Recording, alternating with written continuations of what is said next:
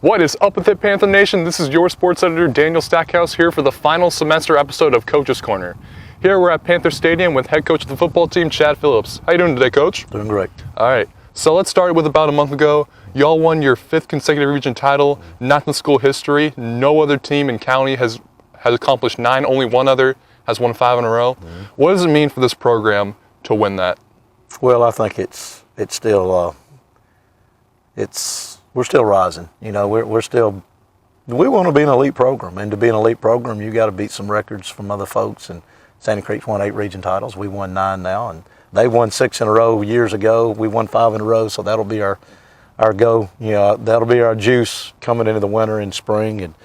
But you know, we just want to win. We enjoy competing, we enjoy working, and we enjoy winning. So. You've been a coach for some multiple decades now, and I got to know from you, what are all the aspects of what it takes to be an elite program? Well, number one, you got to have high character players, and you got to coach it. And every day, I mean, you got to be on time. You got to be willing to give great effort. You got to be a great person on and off the field. You got to be consistent in your commitment to be the best. And that's the process that you go through to have a winner, to have a championship program, to have an elite program. It's 24/7. It's not just here and there. It's consistent with everything that you do, and do the very best you can do. In particular, we have a really good feeding program here at Star Smelling. We have an amazing coaching staff. But for you, where do you think we're at in that process? Well, we have a great youth program. Mark Brown does a great job with our youth program. You come out here on Saturday, and it's just packed with people. And then what Coach Ross has done with the middle school, that's really been a difference maker for us. 2 unbeaten years back-to-back. Coach Don Tyre, Blaine Williamson helped, Tony Petty. We got a solid staff down there. And our players understand the value of hard work. And they understand that at a younger level. And they understand the tradition that they're part of, and the expectations and the culture of this program, how it's built around superior work ethic, is built around selflessness, accountability, and mental toughness. And it's right now we got to keep grinding. You can't ever slow down. Somebody will catch you if you do.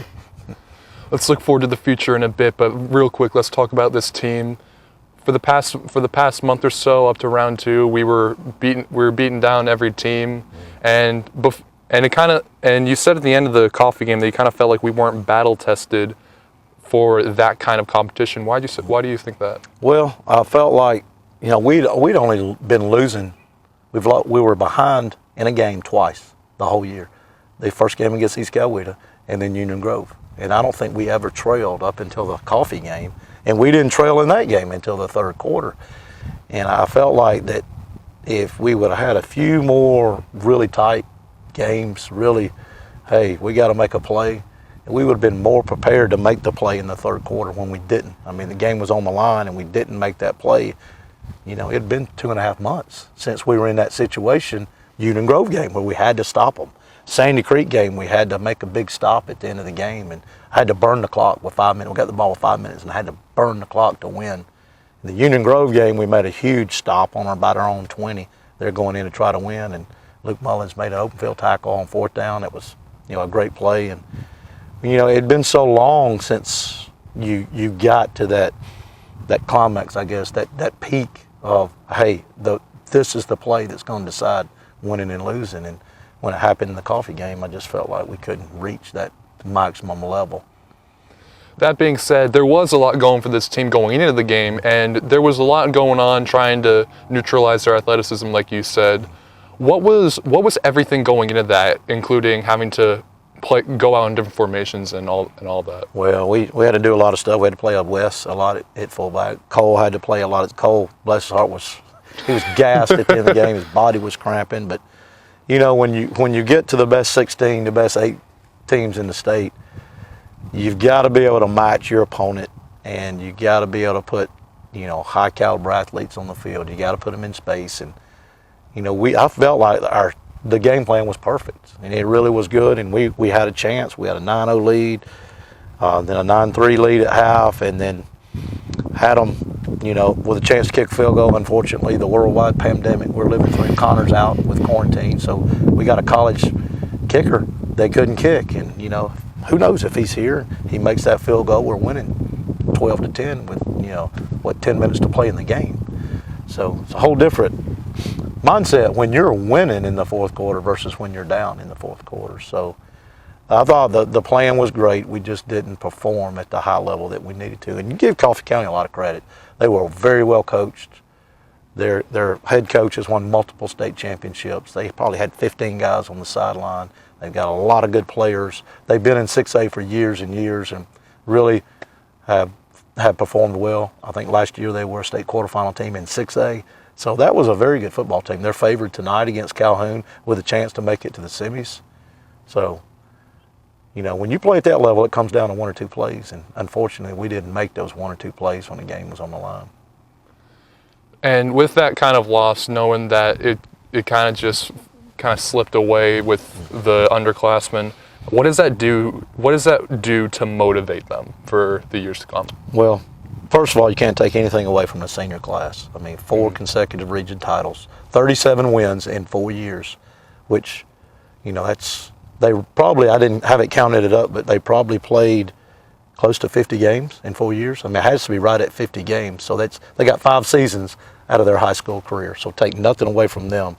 But our younger players have had a taste of it. You know, they've had a taste of another region title.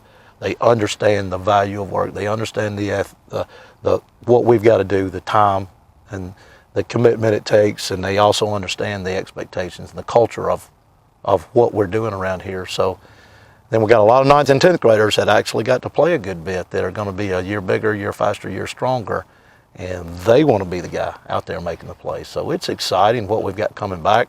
A lot of holes to replace, but you know, it's exciting what we've got coming back. We'll get to the holes in a second, but you said about the senior class, but but more than just the records that they've broken, what makes the class of 2021 so special?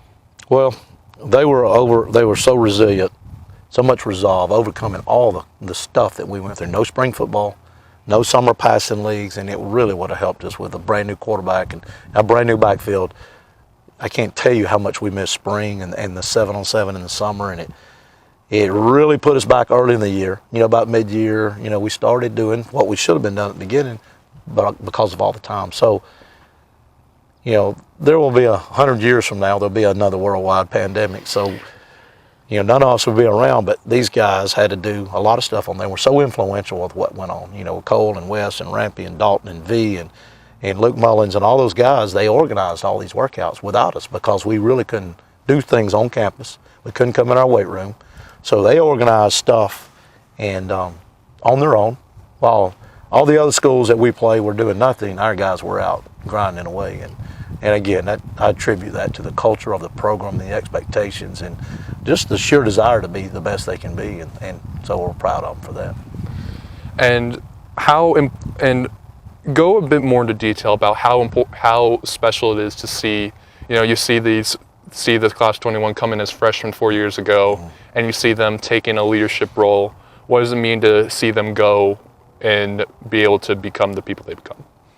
Well, I'm proud of them because they came in with a really good Cole Gilly and you know, DeLuca and Mitch Proen and all those guys. So they came in a pretty good class, and we were playing some high-level football. Well, they took the baton and they just ran with it. So, and it's good to see each class kind of, hey, it's, you know, next year's Team 24. And I told them at the end of the game, said, Team 24, you're about to be on the clock. It's about to be your turn. And when you see that, you see just an extra point of emphasis from the guys that now Cole's not there, now Wes is not there, and all these guys are gone that we relied on. Well, now I'm the guy that we rely on. So that's kind of interesting to see. And as we get ready to see Team 24 next season, as you said, you're kind of in a spot where there's a lot of holes to fill. So what's going to go into molding and fixing these holes? Well, the main thing is the offensive line. You know, we've pretty much got to replace everybody.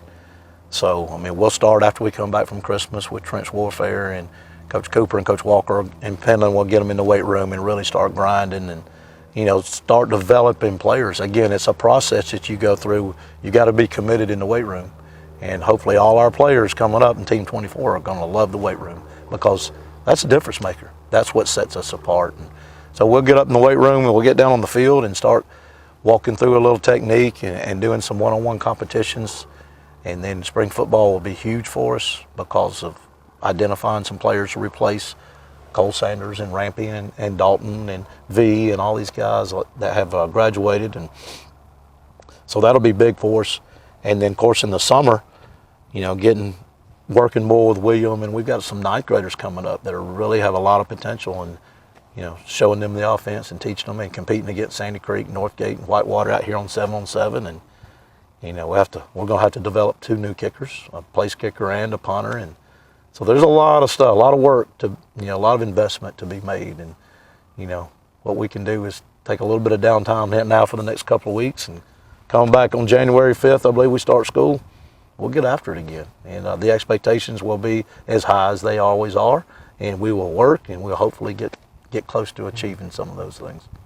And similar situation with the defense. Yeah, most of the defensive line is back, but linebacking core is going to be a little. Linebacking? Well, we got Colin, we got Bartek back, but we lose Wes, and we lose V, and we lose Luke Mullins, who was first team all region, and then the secondary has pretty much been decimated. We got Stampley back, but we lose 2 great corners, and Heigl and Kearns, and then of course Cole, who could play anything. But so Coach Cooper and our DB group got their work cut out for them, and like I say, that's why we do all the stuff that we do in May, June, and July, and then practice starts at the end of July, and we'll identify some guys, and we're going to coach the P out on them, and our players will have unbelievably great coachable attitudes, and they will work like they always do, because that's what we do around here. And that's the great thing about playing and coaching here is everybody understands, from the staff to the players to the managers to everybody understands the time commitment and the energy it's going to take, but the end result, we expect to win the region again next year, and it's going to be tough, and we may not be the favorite, but we're going to work, and we're going to expect to do it. And this has been a crazy season with everything that's gone on, both on the field and off of it. So just what are your final thoughts on everything that's happened this season? Well, it's a great life lessons for all of us. Things don't always go the way you want them to go. But what we can do is overcome those, and we never, ever quit.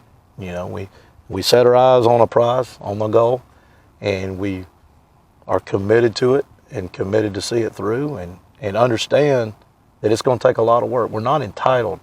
This country has a lot of people that feel like they're entitled to stuff. We are never entitled to anything. The only thing we're guaranteed is an opportunity, and we're guaranteed adversity. And we saw a lot of adversity with the pandemic this year, and the adjustments and things that we had to change, but we had an opportunity, and our boys, they took advantage of it. So that's a good lesson for all of us. We have opportunities every day to be the best person we can be, and to achieve and compete for whatever we want to compete for. But adversity is always there, and you have got to be willing to overcome it, have some mental toughness and physical toughness to overcome those things. Thank you very much, Coach. Thank you. And thank you very much for watching. If you see anybody from Panther football, give them congratulations on this incredible season. That's all we got for Coach's Corner for this semester. If you still want to fix your Panther sports fix, check out the ProwlerNews.org, because we got it all for your viewership. Anyway, that's it from us from Panther Stadium, from Coach Phillips and Peter Beardsley behind the camera. I'm Daniel Stackhouse. Thank you for watching. Go Panthers.